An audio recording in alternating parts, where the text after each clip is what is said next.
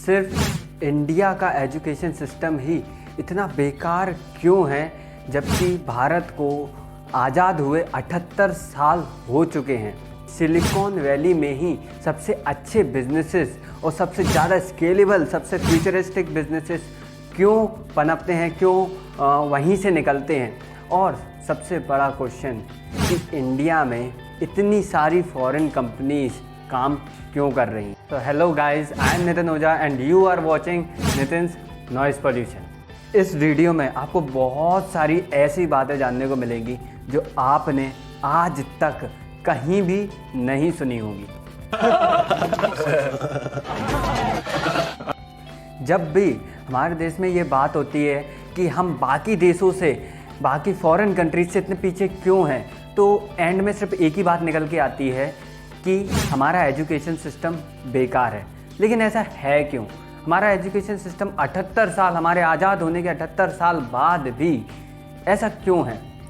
तो इसका सिर्फ सिंपल सा आंसर है डिमांड एंड सप्लाई। क्योंकि हमारी डिमांड ही वही है, हम चाहते ही वही हैं। क्योंकि एक बच्चा पैदा होता है तो उसके घर वाले सिखाते हैं बड़ा होगा, पढ़ाई करेगा और बाद में अच्छी नौकरी पाएगा, यानी नौकरी पाएगा।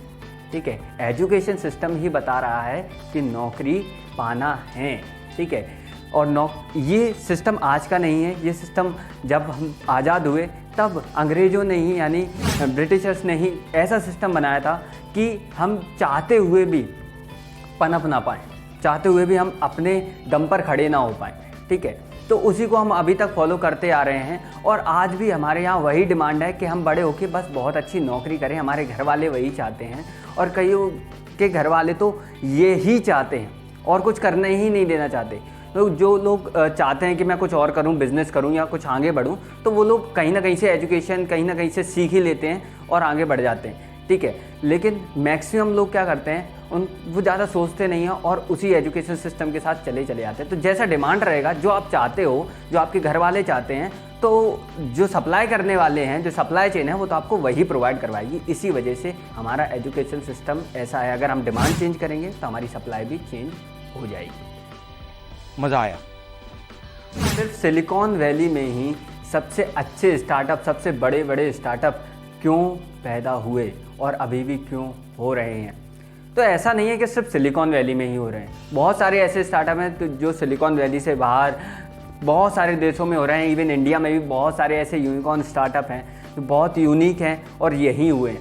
ठीक है, तो फिर ऐसा क्यों बोला जाता है? क्योंकि वहाँ का जियोग्राफी कल्चर ही वैसा है। जैसे यहाँ पे गुजरात का कल्चर ऐसा है कि वहाँ पे किसी को आइडिया ही नहीं होता जॉब का। बहुत कम लोग मतलब जॉब के लिए जाते हैं। ज़्यादातर लोग बिज़नेस करना चाहते हैं क्योंकि उन्होंने बचपन से ही वही देखा होता है। तो सिलिकॉन वैली या यूएस या वहाँ पे ऐसा रहता है, थोड़ा टफ एजुकेशन सिस्टम है। जिससे मतलब यहाँ पे क्या होता है ना, फर्स्ट में जो बच्चा आता है तो हमारे यहाँ ये होता है कि फर्स्ट से लेकर 9 तक तो ऐसे ही पास करते चले जाते हैं। ठीक है, तो इससे क्या होता है कि बच्चा मेंटली प्रिपेयर नहीं हो पाता फेलियर के लिए। तो वहाँ पे क्या है, प्रिपेयर हो जाता है, उसको पता हो जाता है कि यार अगर यहाँ फेल ही हो रहा हूँ तो फिर क्यों ना कुछ अपना स्टार्टअप कर दूँ, कुछ करके देखूँ।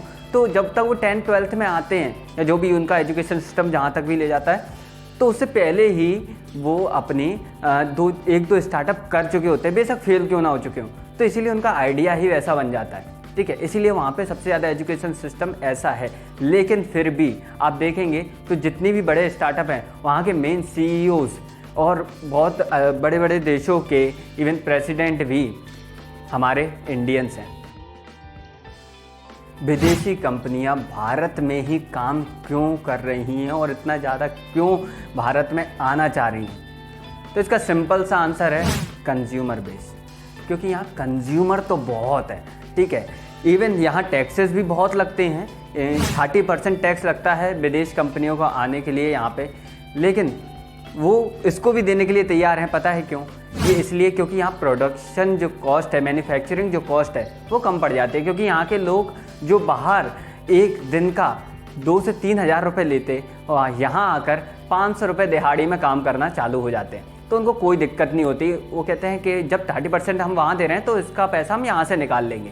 ठीक है, और कंज्यूमर बेस तो है ही यहाँ पे। अगर इंडिया में लोगों को कुछ चीज़ पसंद आ रही है और वो ख़रीद रहे हैं, तो और दूसरी कंपनी उसको या जो भी कंपनी चलना चाह रही है इंडिया में, अगर वो थोड़ी सी भी चल जाती है तो उसको कहीं और जाने की ज़रूरत ही नहीं है। इसलिए मैक्सिमम कंपनीज आईफोन से लेके टेस्ला तक, यानी कि इलॉन मस्क भी चाहते हैं कि जल्द से जल्द इंडिया में आया जाए, ठीक है। क्योंकि अगर इंडिया के लोगों को पसंद आ गई उनकी गाड़ी तो उनको भी पता है इतना अमीर बना देंगे ना कि और कहीं जाने की ज़रूरत ही नहीं पड़ेगी। लेकिन इंडिया के लोगों को क्या चाहिए कि हमें विदेश ऐसा कोई स्टार्टअप करना है जो फॉरेन में भी फेमस हो जाए। भाई इंडिया में फेमस हो जाओगे ना, कहीं और फेमस होने की ज़रूरत ही नहीं है। Okay.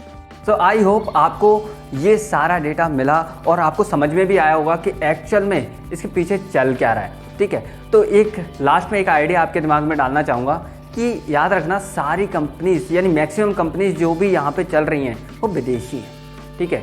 तो जो भी स्टार्टअप ये करके लाए हैं आप यहाँ इंडिया में शुरू कर सकते हो और उसको इतना अच्छा बना सकते हो कि वो बाहर की कंट्रीज़ में भी जाए और इंडिया में भी फेमस हो जाए। क्योंकि हर कोई चाहता है हमारे अपने आप को आगे बढ़ाना, हमारे देश को आगे बढ़ाना, और मैं ये जो मज़ा है हिंदुस्तान के हर व्यक्ति को देना चाहता हूँ, ठीक है। लेकिन लोग अगर आगे आके खड़े होंगे तब, ठीक है। तो अगर आपके पास कोई अच्छा आइडिया है, कोई अच्छा स्टार्टअप आपके दिमाग में है तो ज़रूर उसको ट्राई करें, ठीक है। क्योंकि नहीं ट्राई करोगे तो रिग्रेट जरूर आएगा। सो आई होप आपको वीडियो अच्छी लगी, क्या बोला तूने? होगी। अगर वीडियो अच्छी लगी है तो थम्स अप जरूर दें और कमेंट में बताएं कि आपको कौन सा पार्ट सबसे ज़्यादा अच्छा लगा। और अगर अभी आप नए हैं इस चैनल पे तो ज़रूर सब्सक्राइब कर दीजिएगा एज़ यूजुअल। एंड मैं मिलता हूँ आपको नेक्स्ट वीडियो में।